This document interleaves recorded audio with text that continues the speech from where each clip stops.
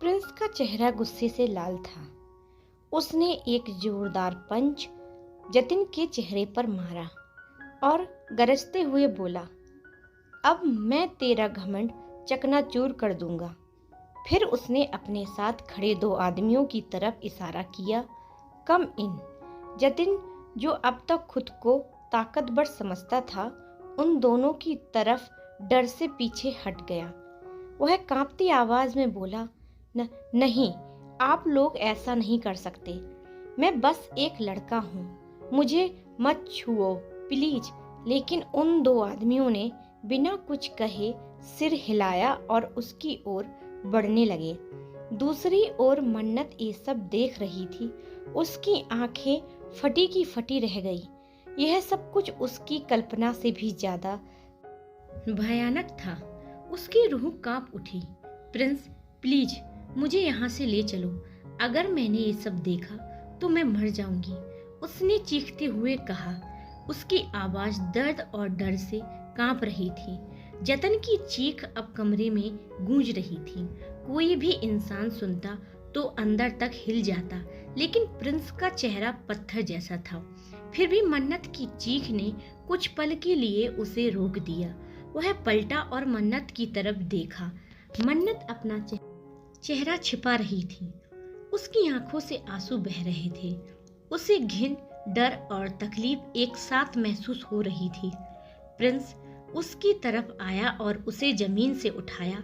तुम्हें ये सब देखना चाहिए मन्नत, ताकि तुम्हें समझ में आए मैं क्या हूँ। मन्नत ने रोते हुए कहा, मैं इतना अंधकार और इतना भयानक दृश्य नहीं देख सकती। ये सब मेरी आत्मा को तोड़ देगा। प्रिंस उसकी हालत देखकर थोड़ी देर शांत रहा। फिर एक गहरी और रहस्यमय मुस्कान के साथ बोला, ये तो सिर्फ शुरुआत है, क्लाइमेक्स बाकी है। मन्नत ने कुछ नहीं कहा। उसने बस चुपचाप अपना चेहरा प्रिंस के सीने में छिपा लिया, जैसे खुद को इस भयानक माहौल से अलग कर लेना चाहती हो। प्रिंस ने कुछ पल उसे देखा, फिर उसके चेहरे पर एक हल्की शांत मुस्कान उभरी। बिना कुछ कहे उसने मन्नत को अपने साथ उठाया और वहां से बाहर निकल गया। दूसरी ओर क्लिप के एक कोने में अनु बेचैनी से इधर उधर देख रही थी। उसके चेहरे पर चिंता और उलझन साफ झलक रही थी। कहाँ चले गए ये दोनों? वह बड़बड़ाई। जतिन भी बिना कुछ कहे चला गया और मन्नत भी। पता नहीं इन दोनों के बीच क्या हुआ होगा। मैंने तो इतना कुछ प्लान किया था आज के लिए, सब कुछ बिगड़ गया। बाकी स्टाफ की लड़कियां जा चुकी थी, अब वह अकेली थी। कोई भी मेरा फोन नहीं उठा रहा। उसने झंझलाते हुए अपना बैग उठाया और क्लब से बाहर आ गई। रोड पर आकर वह चारों तरफ नजरें घुमाने लगी। उम्मीद थी कि शायद कहीं मन्नत दिख जाए, लेकिन आसपास सन्नाटा था। कुछ तो गड़बड़ है, वह बड़बड़ाई। तभी उसकी नजर एक कोने में खड़ी एक बड़ी सी काली कार पर पड़ी। कार के पास एक लड़की खड़ी थी। अनु ने ध्यान से देखा, फिर उसकी आंखें हैरानी से फैल गईं। यह तो आसी है, वह हैरानी से फुसफुसाई। इतनी बड़ी कार में इसने तो कहा था कि इसके पास टैक्सी के पैसे तक नहीं होते, खाना भी ठीक से नहीं खा पाती। अनु को अब शक यकीन में बदलता महसूस हुआ। और ये इस महंगी कार के बाहर क्या कर रही है, और इस क्लब के इलाके में क्या कर रही है? इसने तो हमसे कहा था कि इसे ग्लैमर पसंद नहीं है। उसने तुरंत अपना फोन निकाला और फोटो क्लिक करने लगी। एक के बाद एक आसी ने थोड़ी देर इधर उधर देखा, फिर कार में बैठ गई और गाड़ी वहां से निकल गई। अनु ने फोन स्क्रीन पर तस्वीर देखी और ठंडी सांस लेते हुए बोली, अब तू देख मैं तेरा क्या हाल करती हूँ। तूने मुझे मना किया था ना, अब मैं तुझे सबक सिखाऊंगी। कल तेरा नकाब उतर जाएगा और तुमने जो भी झूठ बोला है उसका हिसाब तुम्हें जरूर देना होगा। यह कहकर अनु गुस्से से वहां से निकल गई। दूसरी तरफ बेला के बाहर आते ही प्रिंस ने मन्नत को अपनी बाहों में उठाया और सीधे अंदर की तरफ बढ़ा। मन्नत की आंखों से लगातार आंसू बह रहे थे, लेकिन वह कुछ भी बिना कहे बस प्रिंस को टकटकी लगाए देख रही थी। प्रिंस के चेहरे पर कोई भाव नहीं थे, न गुस्सा न नरमी, बस एक अजीब सा सन्नाटा। वो उसे लेकर सोफे पर बिठा देता है। मन्नत बैठते ही खुद को दोनों हाथों से ढकने लगती है, जैसे अपने आप को किसी की नजरों से बचाना चाहती हो।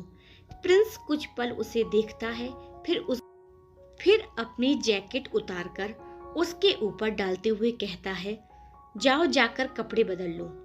इतना कहकर वो अपने शर्ट की बाहें मोड़ता है और किचन की ओर बढ़ जाता है।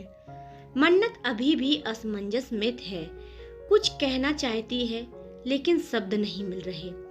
फिर हिचकिचाते हुए वह पूछती है, प्रिंस आप क्लब में क्या कर रहे थे?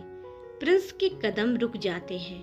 वो बिना पीछे देखे कहता है, मैं तुम्हारे लिए किसी मुसीबत में फंसने का इंतजार कर रहा था और फिर हीरो की तरह एंट्री मारने का भी, और जब तुम सच में फंस गई तो मैं आ गया। उसकी इस बात पर मन्नत का चेहरा सख्त हो गया। वो गुस्से में झंझलाकर बोली, एक मजाक मत कीजिए, मैं सीरियस हूँ। सच सच बताइए आप वहाँ क्या कर रहे थे?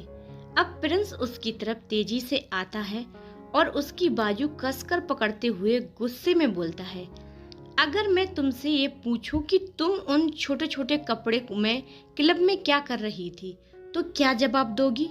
मन्नत चुप हो जाती है।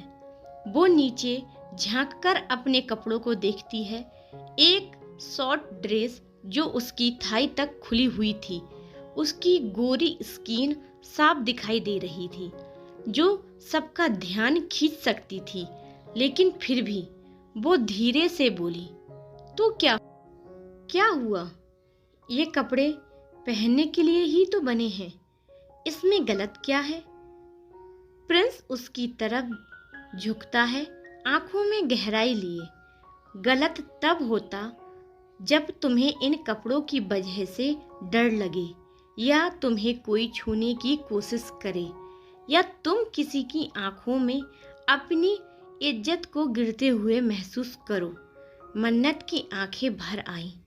उसने कोई जवाब नहीं दिया, बस धीरे से खड़ी हुई और बदलने चली गई।